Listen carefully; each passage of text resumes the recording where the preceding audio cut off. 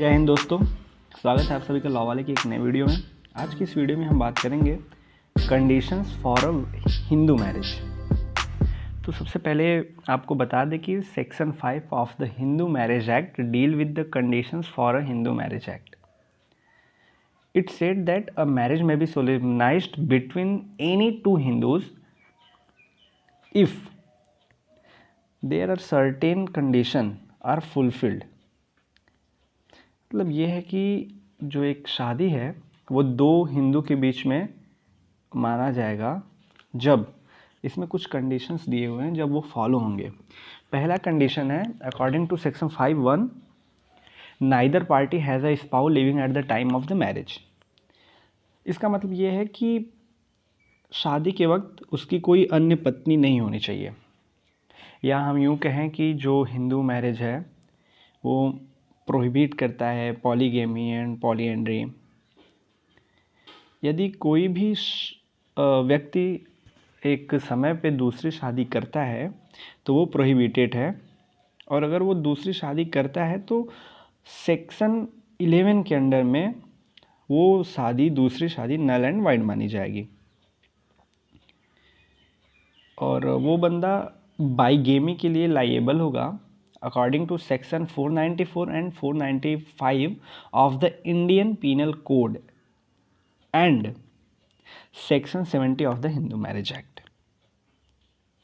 आपको बताते चले कि एक केस था Bhogadi Kanna Babu and organisations versus Vaginna Pidamma and organisations and Yamuna Bai Anantrao Adhav ए वर्सेस रणत्रौ शिवराम अधव एंड एनर।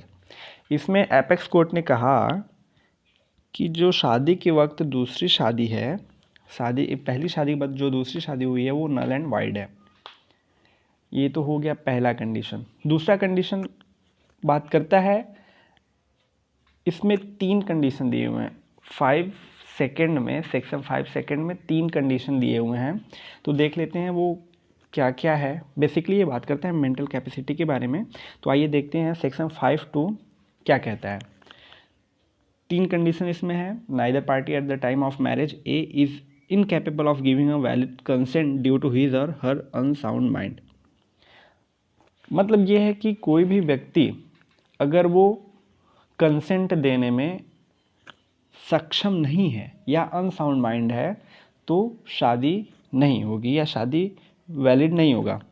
बी है has been suffering from mental disorder of such a kind और to such an extent as to be unfit for marriage and the procreation of children. ये B ये कहता है कि अगर वो किसी भी मेंटल डिसऑर्डर से सफ़र कर रहा है या कोई भी उसको मेंटल डिसऑर्डर है और वो अनफिट है प्रोक्रिएशन ऑफ चिल्ड्रन के लिए, मतलब बच्चे पैदा करने में अगर वो सक्षम नहीं है तो ये शादी भी नहीं मानी जाएगी। और सी है has been subjected to recurrent attacks of insanity. अगर उसको इंसैनिटी के अटैक आ रहे हों, मिर्गी का दौरा पड़ रहा हो, तो भी ये शादी वैलिड नहीं माना जाएगा। और तीसरा है 5(3) है, बात करता है एज ऑफ पार्टीज़ के बारे में कि लड़की का एज क्या होगा, लड़की का एज क्या होगा। तो हम सबको पता है कि जो ब्राइड ग्रूम है उसको 21 ईयर कंप्लीट करना चाहिए और जो ब्राइड है वो 18 ईयर कंप्लीटेड होना चाहिए। और इसका 4th है प्रोहिबिटेड डिग्री ऑफ रिलेशनशिप। तो आपको इसको समझने से पहले सबसे पहले ये जानना पड़ेगा कि लीनियर असेंडेंट और लीनियर डिसेंडेंट क्या होता है। तो आपको बताता चलूँ कि लीनियर असेंडेंट जो होता है जब हम फैमिली में अपने माँ बाप से ऊपर की ओर काउंट कर देंगे, यानी कि हमारे पेरेंट्स के पेरेंट्स के पेरेंट्स, तब ये लीनियर असेंडेंट होता है। और जब हम नीचे की ओर काउंट करते हैं तो ये लीनियर डिसेंडेंट होता है, जैसे मेरे बच्चे के बच्चे के बच्चे। तो ये हो गया लीनियर असेंडेंट और लीनियर डिसेंडेंट। और आपको बता दें कि जो प्रोहिबिटेड डिग्री ऑफ रिलेशनशिप है वो सेक्शन 3G में डिफाइन किया गया है।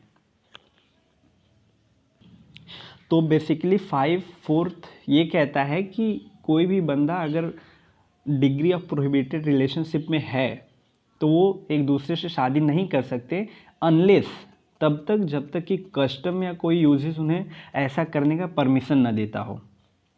और अंतिम है इसका, लास्ट है फिफ्थ, सेक्शन फिफ्थ का 5 है।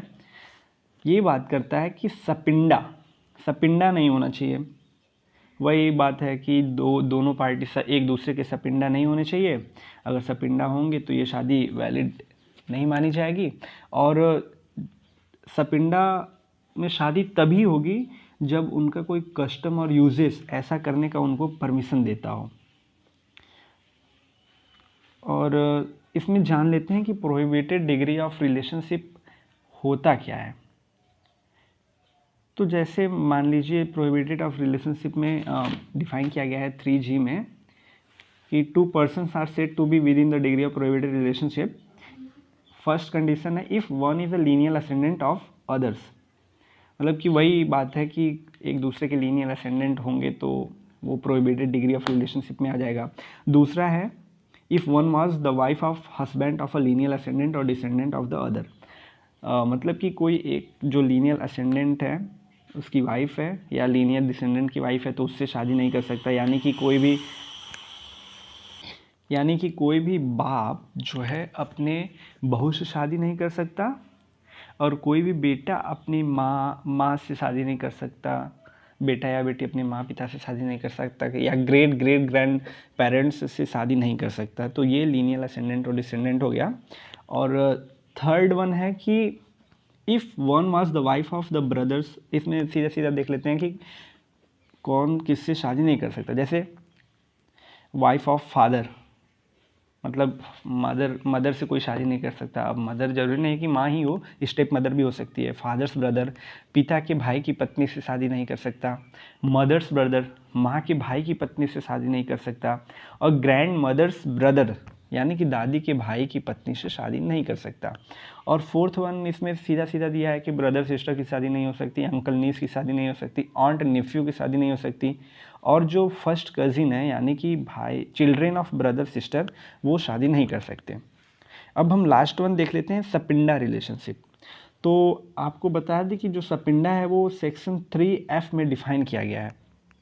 इसमें 2 सब क्लॉज हैं। सब क्लॉज 1 कहता है कि जो सपिंडा रिलेशनशिप में कौन काउंट होगा, तो माँ के साइड से 3 जनरेशन और पिता के साइड से 5 जनरेशन सपिंडा रिलेशन में काउंट होते हैं।